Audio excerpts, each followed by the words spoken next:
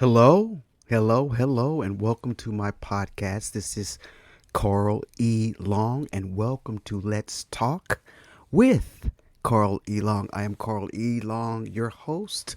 Yes, today with another episode of my podcast, and I'm doing the series now of Trump. Watching Trump. We gotta watch him. Everything that I can find, I'm bringing it to you, the people, because we want to deal in truths and not in conspiracy theories and not in lies, but truths. I think that's what made this guy get into office, because there was so much of it in the last election that were not truth. So that's my quest. That's my goal.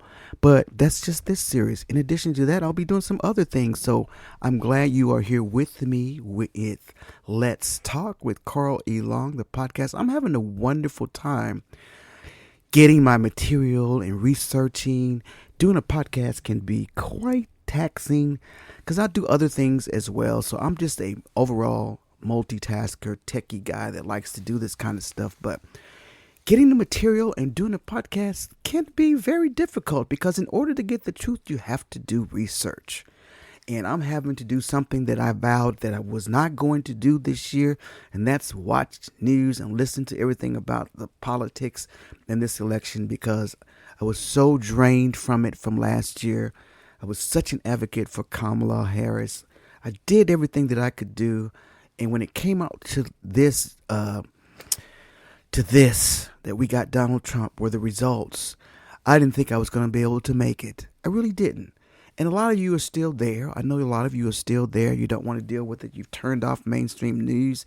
You're not looking. But I couldn't sit back and watch our country just go to hell in a handbasket, because that's what's happening, guys. That is what's happening. And it is also so horrible to sit back and listen to this. I am a reasonable man, and I understand what's right and what's wrong. And I'm very good at differentiating between the two. I have a great judge of character. You know, some people don't have that. Some people don't have that gift of being able to discernment. The gift of discernment. That would be me. I do have that. But I'm also a Christian man. I love God. I love Jesus. I understand I am saved, filled with the Holy Spirit, everything like that and above. And I know that God has put us here for a reason, because all things work for the good that love the Lord. We know that He has a greater purpose for why we're having to go through this. But in the meantime, faith without works is dead. So I'm working. I am working, because when God finally delivers us from this turmoil and confusion, because confusion is not of God, we know that. It's going to be some joy, and it's going to be some reckoning for some people. God always ends in the end. So, not here to preach. I'm here to talk on what's going on with the country. So, this has been another taxing week. Very taxing week, everybody. I mean, some things are happening here that I don't know what to do. So I was going to do something different today, but I decided not to do it. But I'm going to tell you what I was going to do. I was going to say, let's play a game, and we're going to call it Follow the Money. Follow what Trump is doing, because you'll never find the American people in this game. Yes.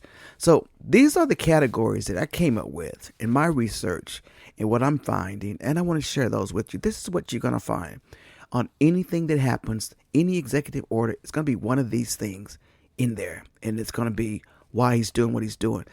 But you'll never find the American people in these. If they are, they're buried. We're buried in it, and it may come later. It may come later. But he lied. He stood there in front of all of you that voted for him and said, on day one, I am going to fix the economy.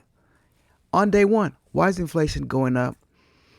And everybody's blaming him on the price of eggs, like they tried to blame Joe Biden on the price of eggs. It's the bird flu, guys. There's nothing we can do about that. But there was some price gouging going on, and Kamala was committed to doing that. But he said on day one. So there's your first lie, and you're still with him, which baffles me to no end. But listen, these are my categories. Let's listen to my categories. All right. So If you follow the trail of anything that Trump does, it'll fall into one of these categories. It's going to fall in the category of a vendetta. Somebody did something that he don't like. He's going to get them back. So he's using the federal government to do it. Yes, that's what's happening. My second category is white guilt. Anything that has to do with people of color, civil rights, DEI, whatever, is going to fall into this category because white people have already told us, they already told us they're tired of us, black people, talking about civil rights. That stuff is over. Everything is even now. We're going to get rid of all these programs. All right. So we know that story. Yes, it's quite apparent in a lot of these things. Believe it or not, a lot of the people that he's firing or letting go, the people that are in probationary periods have just been hired. A lot of these people are African Americans, guys. A lot of people live in Maryland and work in government. Maryland has a large African American population in the DC area. So that's another one. So keep that in mind. All right. Third one is no regulations for Elon. So he's got Elon Musk out there, guys, just all over the world, getting to sit in the Oval Office and interview leaders about his business in the White House. He's getting business contracts in the White House. This is such a conflict of interest and such a comedy show. I can't believe it's even happening, but it is. It is. And then the next category is Obama did it. If Obama did it, he's going to get rid of it because he's so jealous of Barack Obama and how much the American people still love him. He can't stand it. So whatever he did, that's got to go. The next one is Joe did it. Joe is just an extension of Barack Obama, and Joe Biden beat him. So Joe could fall into two categories, vendetta and Joe did it. If Joe did it, undo it. All right? That's another category. And then I have a category that's called just plain stupid. Like, why are you putting all this energy and causing all this confusion about the Gulf of America? I saw the executive order you put out there. It's like restoring Americans' present. So, Gulf of America. All right, fine. You did that. But that was just plain stupid. A waste of the pen. It's the Gulf of Mexico to me. I'm saying it again. Gulf of Mexico. Yes, Gulf of Mexico. I said it. All right, what's happening? Nothing. All right, here we go. And then the last category is conspiracy theories. Trump is really convinced that there is a deep state that is out to get him. So anybody that talks about that, that's why Kash Patel is in there. Deep state. Ooh. There's somebody out there. And that's why he's so enamored with the Kennedy files and Martin Luther King. He thinks there's a deep state thing going on. And, I won't totally disagree with him. There's been some crookedness going on there. But against him, no, there's not. You just a plain old crook and you get caught all the time. That's what that is. Nothing else. So those are the categories. I was going to go through and name some things that have been going on. And then we're going to play Name It. Where does it go? It's going to fall into one of these categories. But you know what category I didn't put up there? The American people. Because we're not in any of these categories. We are not in these categories, guys. Nowhere. This is all about Trump. It's all about him. Trust me. He could care less about us. The only reason he wanted to be the president was because of his businesses. That's it. He's a selfish guy. What can we expect? We already know who he is. So here we go. So I wanted to bring on my first deal is my girl on TikTok. Her name is Politics Girl. It's her TikTok handle. I came to know her during the epidemic, the COVID epidemic, when we were all at home and we were watching. That's when I really got to know TikTok. And she was really out there getting the politics in line because Trump was in office, remember? And she was keeping us up to date. And I'm very proud of her. Her name is Lee McCloskey. I believe her name is Lee, the first name. The last name I get wrong. But I was so proud of her because she ended up on Abby Phillips' show, Newsnight in America, on the round table. Politics Girl, just going from her kitchen, which shows you the beauty that social media can do. And spokesperson that she was. And I think she was invited by Kamala to the convention, and she's one of the interviewers, and she's been invited.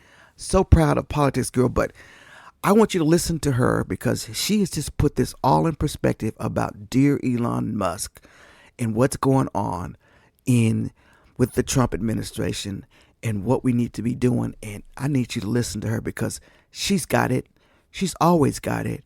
And let's see what Lee has to say. This is Politics Girl from TikTok. Check her out and follow her. America is being played by the world's richest man. Let's be clear. There's not a voter in America that doesn't want to get rid of waste, fraud, and abuse in government. There's not a Democrat or Republican or independent out there that's just like, yeah, let's let the government waste all of our tax dollars because who cares? Everybody wants the government to be responsible with our money. But what Elon is doing with our agencies and departments has nothing to do with our money and everything to do with his money. If we really wanted to save money, the very first agency the newly minted Department of Government Efficiency should have audited would have been the Department of Defense, since it's the second largest category of government spending, and the Pentagon has failed its annual audit 7 years in a row. In fact, it hasn't passed an audit since the Department of Defense became required to have audits because they couldn't fully account for where their money was going. But did DOGE start there? No. DOGE started with USAID and the Consumer Financial Protection Board, and they're all up in Treasury and Transportation and the EPA. They started with the agencies and departments that are specifically connected to Elon's personal wealth. Not yours, his.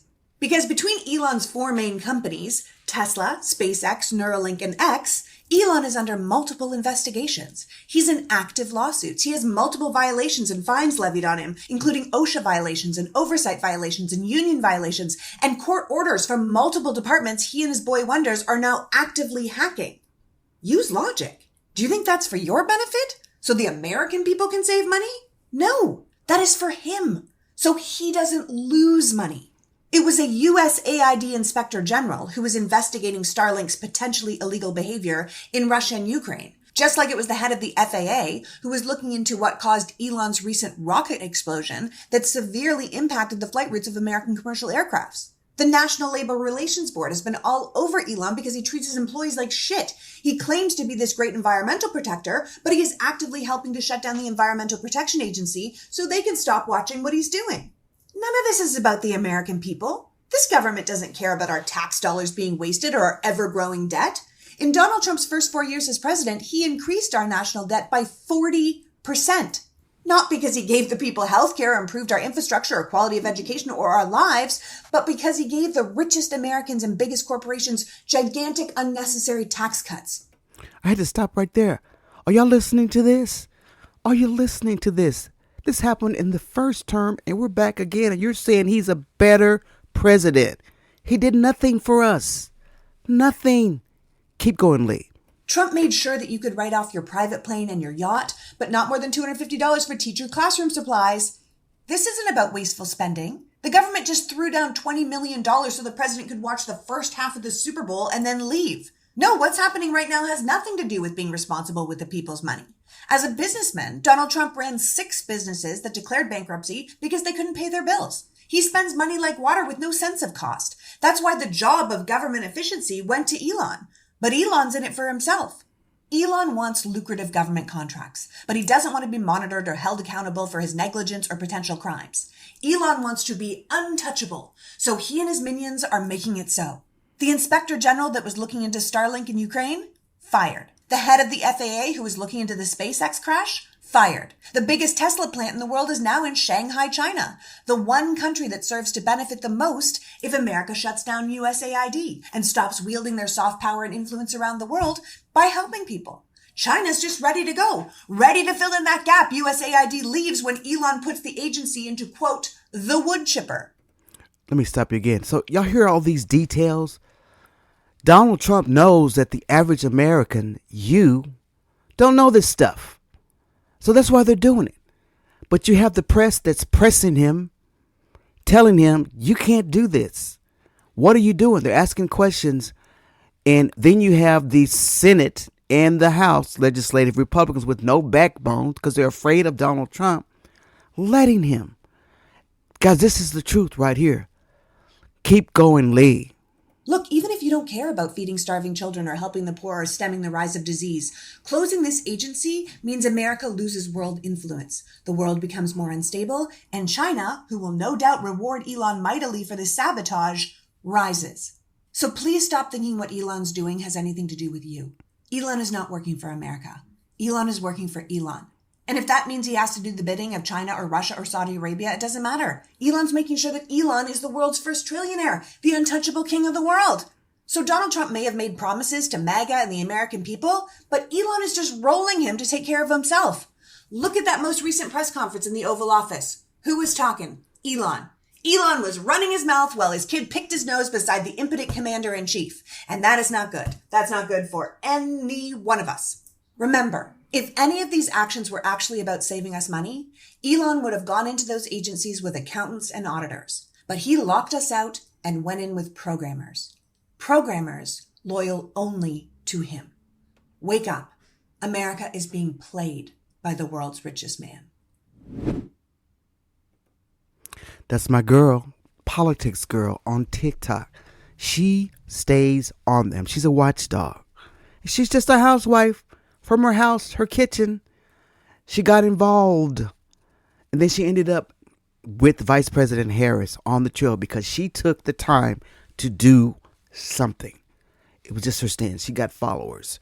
She gave us information, which is what I'm trying to do here as well. Give you information about what's going on. Guys, you cannot sit back and do nothing.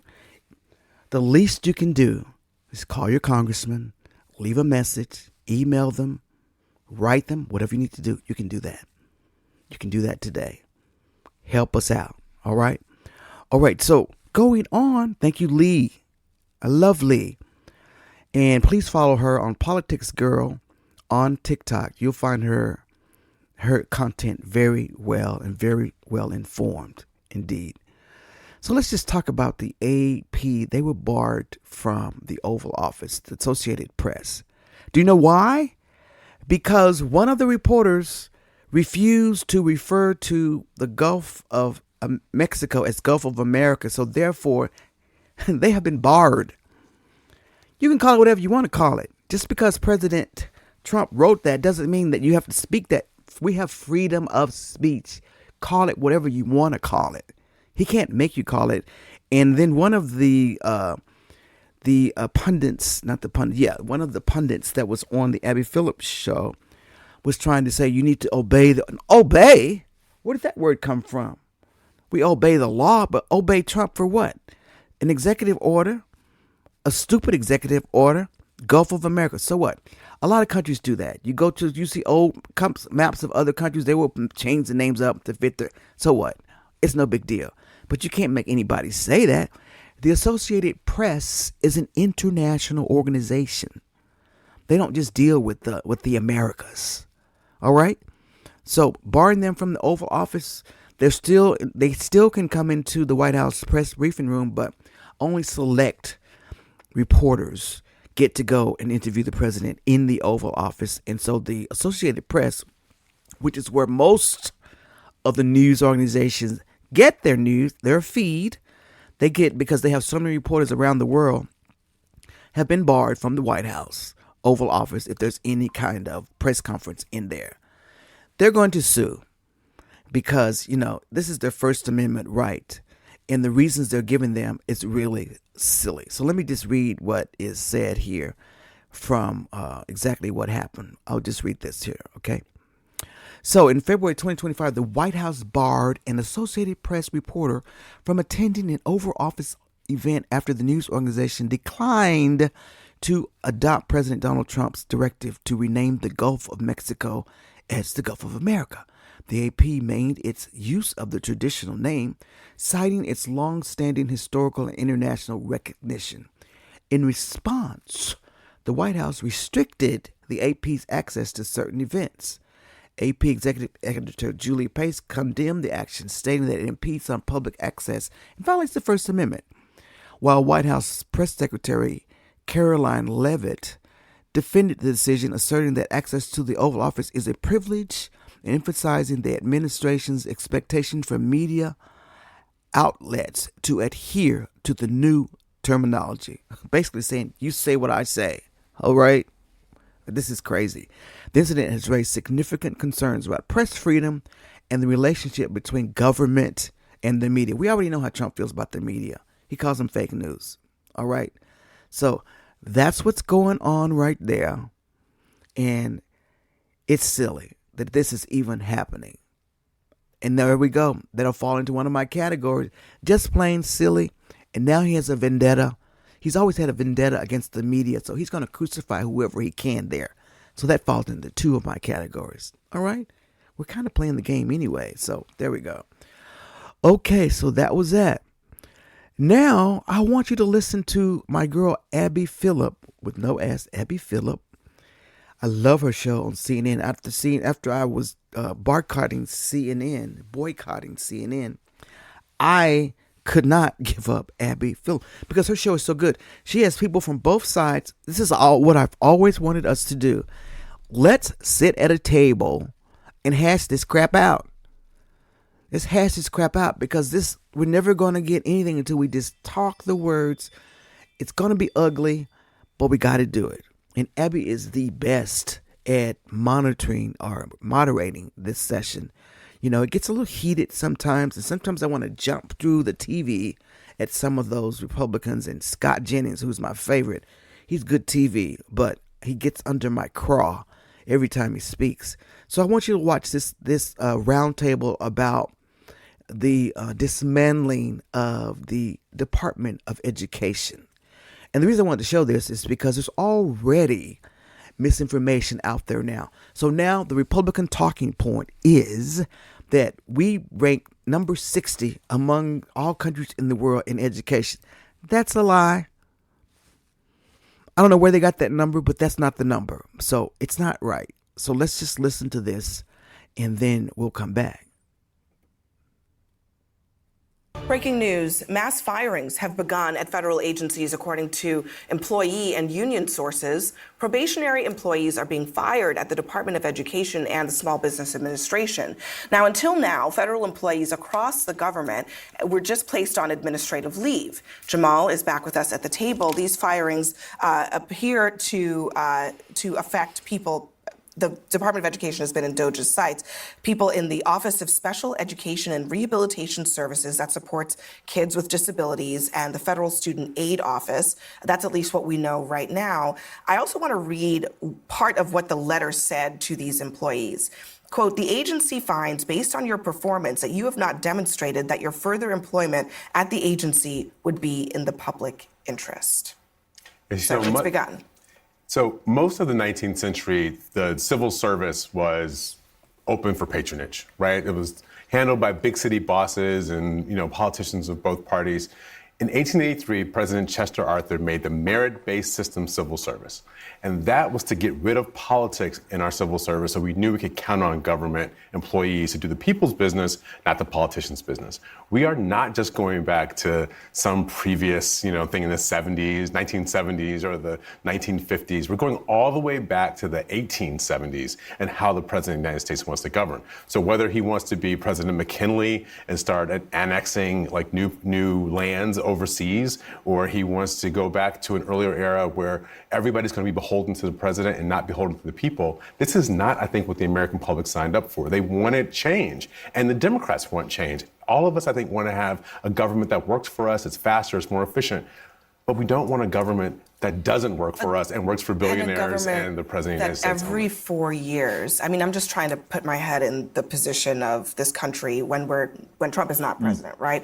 Every 4 years, presumptively now, the president's going to come in and the entire civil service of the government is going to change out, and all the things that you relied on the government to do, now you have no idea whether the government's going to do it or not because of the whims of the president. I think that is also something that we have to take seriously as a possibility here. Well, the whims, as you call them, are embedded in the Constitution of the United States. The president's the head of the executive branch. He ought to be able to decide how to operate the executive branch and who works at the executive branch. Now, this is Scott Jennings, guys, my favorite. Now, he's got this hell-bent thing of saying whatever the president wants, he's just really in for the executive branch. But Will the same talking point apply for the next Democratic president? Was it there for Joe Biden? Absolutely not. This is what we deal with every day. It's always good for them, but not good for the other. So he's hell-bent on the office of the president and having power, and whatever they say should go and we should follow the law. That's Scott. But only when it's a Republican in office. So let's continue. You say that the government shouldn't answer to the president; it should answer to the people. Well, how do the people? They should be responsible. How do the people choose how to govern themselves? By electing a president. And so, look, these are probationary employees. I don't know how many it is, but all I know is this: government only ever seems to get bigger and never really seems to get smaller. He promised to make it smaller, and now they're making it smaller. To me, the political upside here is quite obvious. And I think this goes hand in hand with the buyouts that were offered that the judge then put a freeze on, right? And so And if that they freeze, can't, just to be clear, that freeze has now been lifted Right. by the judge because the and case it's going to is be appealed.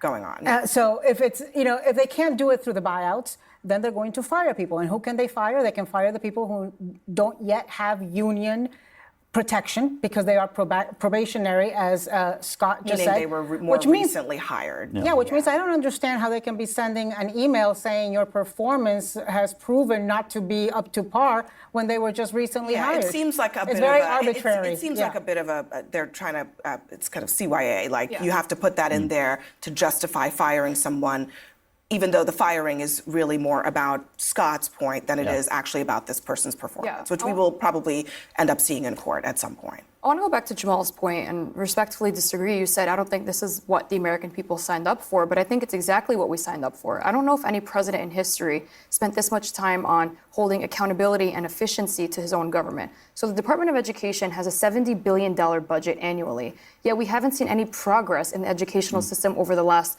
4 years. We're ranked 13 in the world. We're like 24th in science, 18th in math. We're really not doing well on a global stage in terms of our education system performance. So I think evaluating, where is the $70 billion going? Where are we failing? And how do we make this better?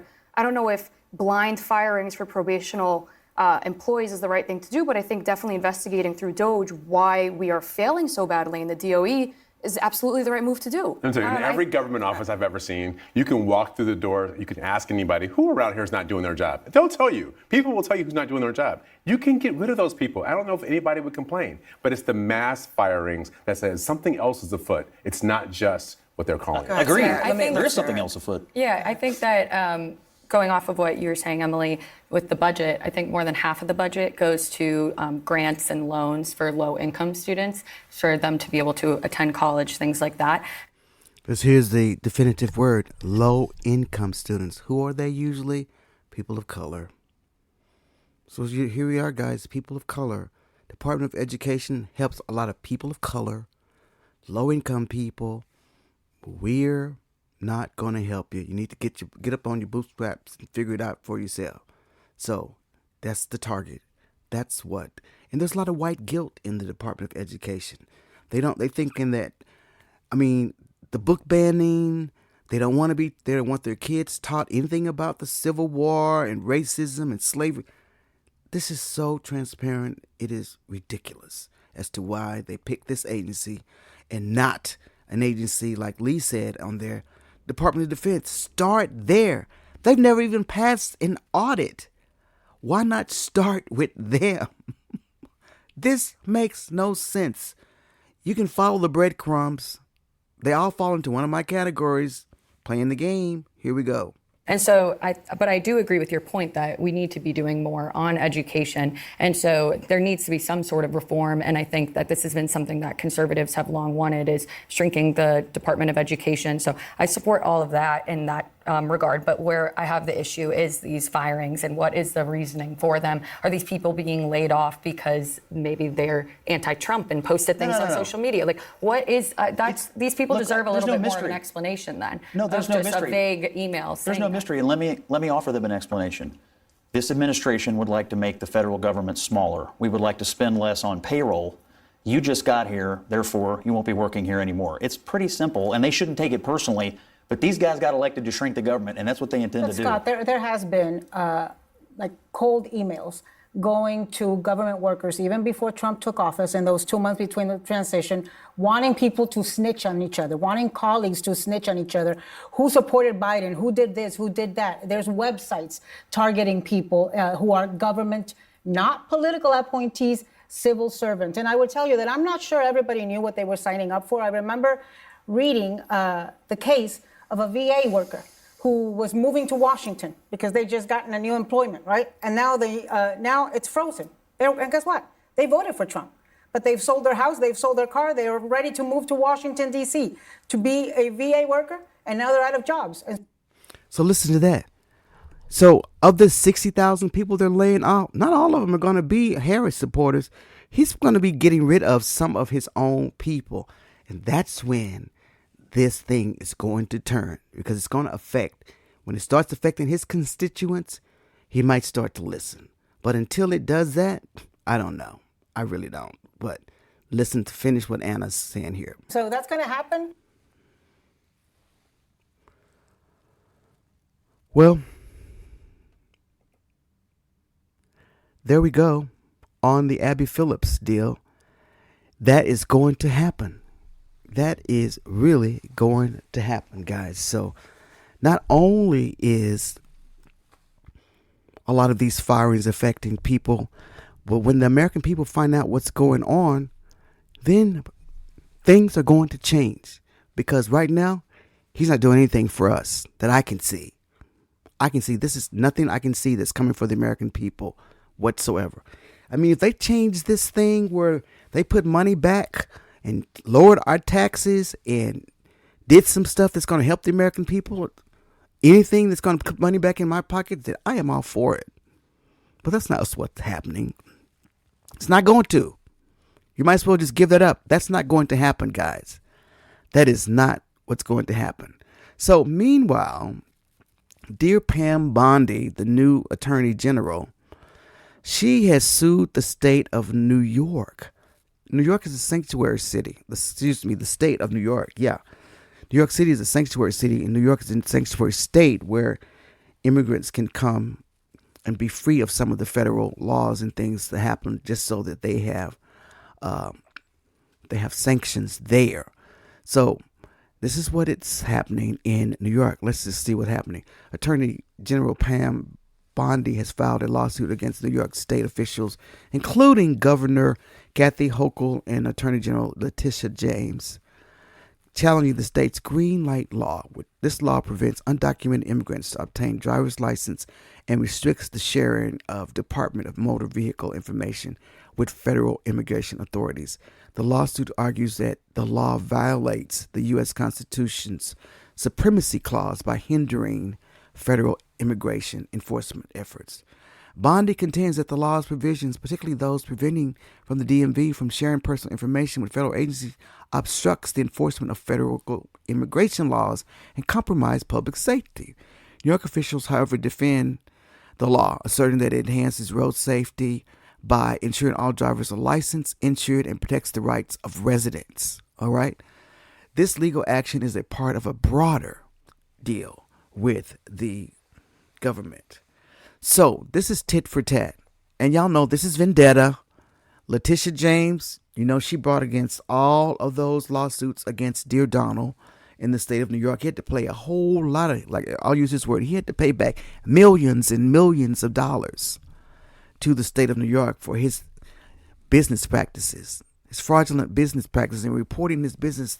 He had to pay money back. So he is mad at her and Kathy Hochul of New York. So anything they can do to get them stopped. So I'm sure that Pam Bondi got those instructions directly from dear President Trump. Do y'all see what I'm saying? So I just want to show a comparison. Joe Biden also sued a state. If you want to see what he did here, Joe Biden sued, let me see. Is that the Pam Bondi or the Joe Biden? I don't want that one. I want Joe. Yeah, Joe Biden also sued the state of Texas. This was a legal dispute between federal and state authorities over immigration policies that have seen actions from both sides. While Biden has sued Texas over its immigration enforcement measures. Texas has also initiated legal challenges against federal immigration policies. So, Texas has went back and forth on who they're suing based on who's in the office. So this stuff is crazy, guys. This stuff is crazy. So Joe Biden is sued as well, the state of Texas. So it's not just a one-sided thing, but Joe's lawsuit was different. He was suing because they were doing all kinds of things of a state law that empowered local law enforcement to arrest migrants and effectively deport them for crossing the border illegally. That's a federal job, not a local. That law, that was just breaking the law, period. Now, a lot of this stuff you can send back to the states, but they don't have jurisdiction to arrest immigration. Immigration is a federal offense, not a local. So they can't do anything. So that's why Joe sued them. He also sued them for the barbed wire fence things. And I think that he won that and the state had to take them out. Conversely, Texas has been proactive in challenging federal immigration policies under the Biden administration. That's our dear governor. Our dear governor here. So, comparison, both scenarios involve disputes over the delineation of federal and state authority in immigration enforcement. In the case of Biden administration suing Texas, the federal government contends that Texas actions encroach upon federal. So it's back and forth. So this is why I don't want nothing freaking going to the states. We're gonna have this forever, guys, where they're gonna be suing each other back and forth. These legal battles underscore the ongoing tension between federal authority and state autonomy in shaping and enforcing immigration policies. That's where we are. All right. That's a lot, guys. That's a lot to talk about. So what I want to leave you with is another TikTok guy I just found. I'm going to be following him. And he has done something that I think I totally agree with. He is categorized. I don't know where he got his research. I don't know.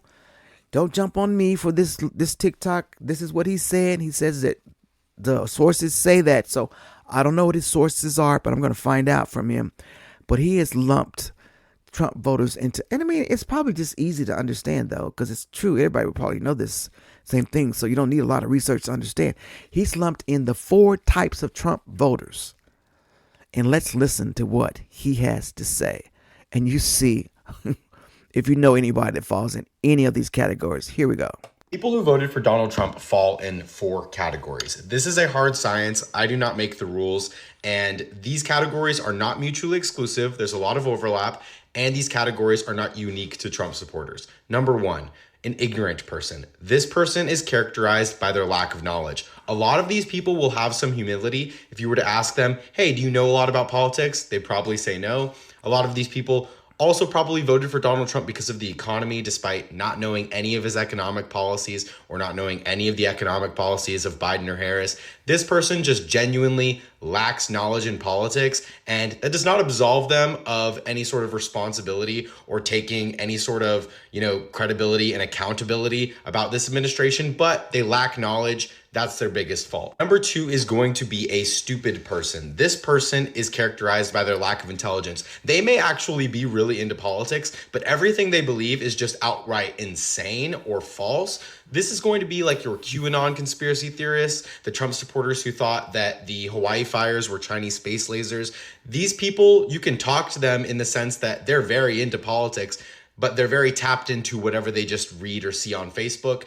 There's no getting past to them, because it's not just that they lack knowledge, it's that they don't know how to reason through the things that they see on the internet. Number 3 is going to be your dishonest actor. And this is going to be someone who is intelligent, who does know a lot, maybe even is really good at reasoning, but just dishonestly reasons and runs defense for Donald Trump despite knowing that he lies so much, including lies about the election, lies about CV-19, etc., etc. This person is going to be your pundits, your politicians. They act in a way that is completely motivated to just run defense for the Republican Party no matter what. And this person may have some deep-seated cultural conservative beliefs, and that's ultimately why they run defense, despite knowing better and knowing that this is ultimately just a game to them. Number 4 is going to be your genuinely hateful person. This person identifies more with Donald Trump and the Republican Party because they just can't stand the existence of trans people. They can't stand the existence of gay people. They do not want to see any minority group succeed. They believe that it is the fault of poor people that they are poor. This is many of your billionaires. They're acting in self-interest despite knowing that it's leading to, the destruction of our country and degrading us into fascism. But they don't care because it's all out of both malice and self-interest. Those are your 4 people. If you voted for Donald Trump, you fall in at least one of those categories. It's a hard science. I don't make. He says it's a hard science. He don't make the rules. So I agree with him. But there's some of those groups that we know we'll never be able to convince. But there are a couple. There are a couple that could be convinced. The person that's just totally ignorant, that just voted because they don't know anything about anything. I think once they learn and they are absorb the information, they'll probably end up making a just decision. But a lot of them just don't care, don't know, and just don't know anything about what's going on. And they can't tell you about any policies or whatever. They just voted for Donald Trump, which makes no sense to me. But that's just me. And then that third category, which are the honest people, those are your spineless Republicans, the ones that used to be Reagan Republicans, but they're voting for Trump just because they are lifelong conservatives and they know that this stuff is just crazy. They will never tell you that it's not, but they're staying there just because they're tribal and that's the way it's going to work. I mean, I don't know that we can do anything, but he makes a great point. He makes a great point. And I forgot to get his name here, guys. Let me just see what his name is really quick here. People who voted for Donald Trump fall in 4 categories. This is a hard science. I do not make the rules. Okay, I didn't see his handle on there. But anyway, yeah, you may just have to search 4 types of Trump voters on TikTok if you want to find him. I like to give them credit where credit is on when they use their material. But that is what I have for you today, is what is happening to America, guys. What did y'all do? What did y'all do? What did y'all do to America? That's the question. What has America done? This is what y'all done, guys. So this is where we are.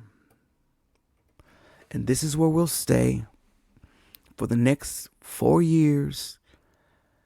Let's hope and pray that nothing crazy goes on.